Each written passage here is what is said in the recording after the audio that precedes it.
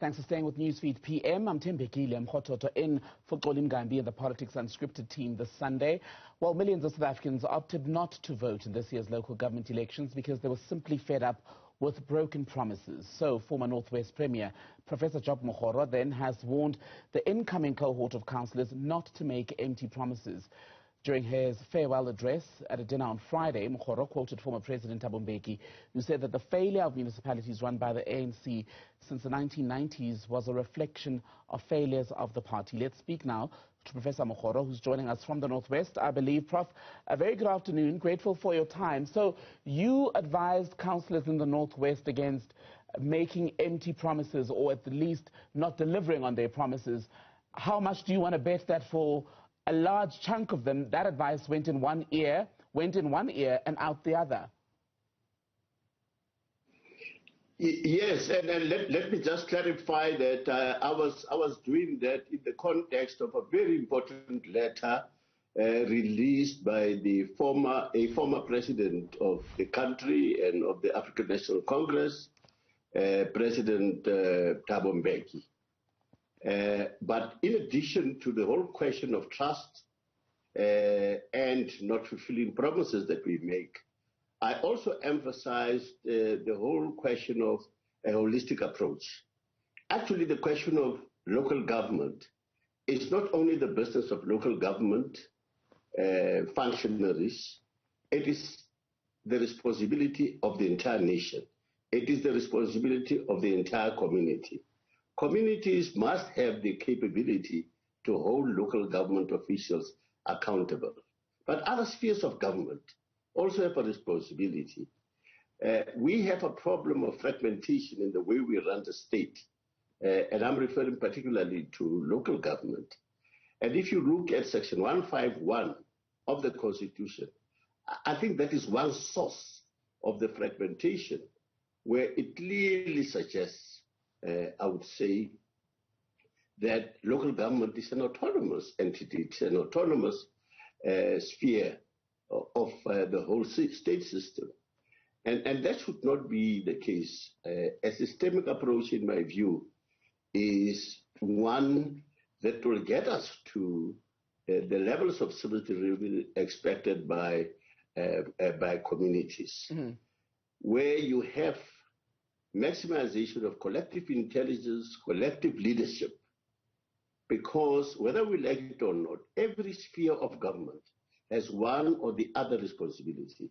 But I think what we have done over the years, we have tended to distance ourselves from local government, having in many instances deployed and appointed people who really do not have the wherewithal. And so I was really, amongst others, calling the attention of the entirety of the spheres of government as well as communities in those localities where municipalities serve. So, Professor, but the other reality, if I may, okay. the other reality is when we fail to deliver services, it is not only the communities that we hurt, but it is also businesses, both small and big, because remember, we also have a responsibility to provide services to businesses, be they small, as I say, or big. We all know the recent example of Clover in my province, where they decided to pack and go, precisely because we had failed to provide services to them. But thirdly, not only are we failing the people, not only are we failing businesses, but we are also destroying our towns and cities. So there is a massive rethinking of the government system, and particularly local government, in terms of its importance as well as its responsibility with regard to socio-economic issues, development of people in various localities. You speak about communities being involved, communities holding office bearers to account. In many of the communities, as you've seen in the Northwest during your time as Premier, people say they're only heard when they protest and begin to do damage to infrastructure. And that is why many of them in this election simply voted to not even register to vote, in fact. And that, too, is a form of holding politicians to account, is it not? Yes, certainly. Could I just point out, Tebekile, that before I left, I had actually started a process of giving effect to this holism. For instance, I would visit a municipality together with my team, and incidentally, my successor, the current premier, used to be in those teams as I would visit municipalities. I would start early in the morning with councillors, and immediately thereafter I would talk to managers. Immediately thereafter I would talk to political parties, SANCO, and thereafter I would talk to communities. Because clearly a municipality resides within a community. So I acknowledge what communities were saying, what they are saying, but I'm simply saying we had started the process of making sure that we do take this holistic approach, including appreciating the centrality of communities. I'm continually in touch with the premier of our province, and these are the matters that we continue to talk about. But Prof, your leadership and your methods couldn't have been incredibly effective if by the time you left, the Northwest was sitting in a position where majority of its municipalities were in financial distress or facing some or other issue. You had cases where, in fact, in some councils, they were even resisting the work of administrators who'd been brought in to try and save the day. Yes, certainly, and it is a matter that really has been deteriorating over a number of years. And the fact that we have had this deterioration over a number of years does not mean that we should not continue to find solutions and answers, or rather to ask the right questions so that we can actually tackle this. It's an ongoing situation. And as we admit the mistakes that we made in the past, we acknowledge that we are now beginning to better things by understanding much more clearly where we have failed and what the weaknesses are, and certainly going forward, these are being addressed. I really think that the mark of leadership is to continue to have the zeal, the strength to make sure that we better understand our mistakes, we better understand what the problems are, so that we can more appropriately and more effectively intervene. Fair enough, though, but why would anyone want to believe that you'd have a better understanding of the problems and possible solutions now when for almost 30 years you were repeating the same mistakes? So for most people, this will be met with a rolling of the eyes. Well, it's certainly not going to be a simple matter. What is of fundamental importance, and that's one of the things that the Premier of the Northwest has been emphasizing, we really have to make sure that among the number of things we have to prioritize, it's a question of trust. Trust in the people. We have to restore that trust.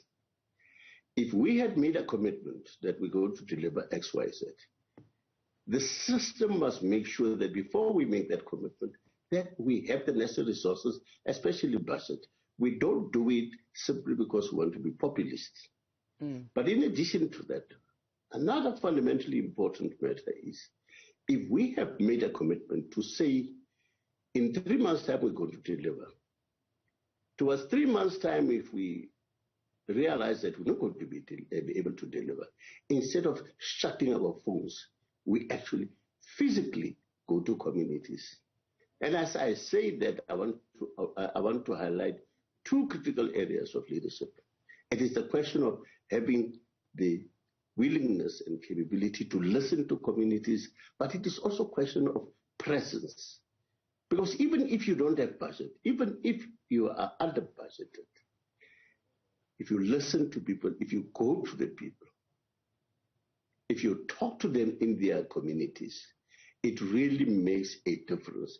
But what we have been doing over the years is, when we know that communities are expecting that which we committed to deliver, we simply shut our phones. And the poor people will be going helter-skelter trying to find us, and they wouldn't. Support for the ANC we have to own up. Support for the ANC in the Northwest in this election stood at 55%. This is the provincial picture, right? It's down from 59% in the Northwest. That was in the 2016 local government elections. If this trend continues for the next one or two elections, it looks very likely that the ANC could lose control of the Northwest, a former stronghold where at some point you were boasting support in the 70s. Is it not perhaps a defeat that will ultimately speak louder to your members, your councillors, your mayors, than seminars, symposiums, and speeches from former leaders such as yourself? Yes, I suppose, and it goes back to the point I'm making about trust. I really think that we have tended to be too much inward focused. We have tended to prioritize the needs, the interests, and the priorities of the party. Yes, that is important. But what is a lot more important is to make sure that our focus is external, because it is where our accountability belongs. It is where our responsiveness belongs. And I think if we show this more in terms of our actions, communities are going to see eventually that somehow or the other we're turning the tide. I accept the criticisms that we make, but I think as we go forward, it is about the priority of the community. The priorities of the party can never be abandoned, but first and foremost, it is about the priority of the community. Can I get your thoughts then, as we conclude, on another situation in the ANC in the Northwest, in the Dr. Ruth Mumpati municipality? Recently, we had members, councillors from the ANC voting to help an EFF mayor take that position. Now the party is mulling over possible action. Should they be sanctioned, the councillors? Yeah, but let me just point out that the ANC, as you know, is working on this. But I think, as you also know, from time to time here and there have been those internal wranglings, and the ANC leadership is continually addressing these issues. And I'm sure very soon an appropriate decision will be taken, again, in the interest more of the communities in that area rather than in the interest of the ANC. And your thoughts on what that decision should be?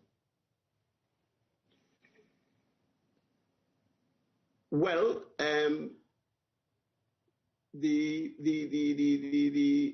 if we go back to pre-1994, you had various parties sitting around the table who just a few days before that, they were killing each other in the bushes and so on. You had an ANC, you had an PAC, you had a Conservative Party member sitting around the same table. And I think it is because at that point, all the various parties, notwithstanding their varying and wide diversities, had recognized that if we don't have a common vision and a common intelligence around the future of this country, that we all are going to sink. And I think when we consider ultimately the interests and the needs and the priorities of the communities, we should, as functionaries from various political parties around the table, find solutions to problems such as those. Professor Job Mokgoro, thank you very much for your time. The former Northwest Premier speaking to us then as the various councillors in the country take their positions on the back of the local government elections held in November.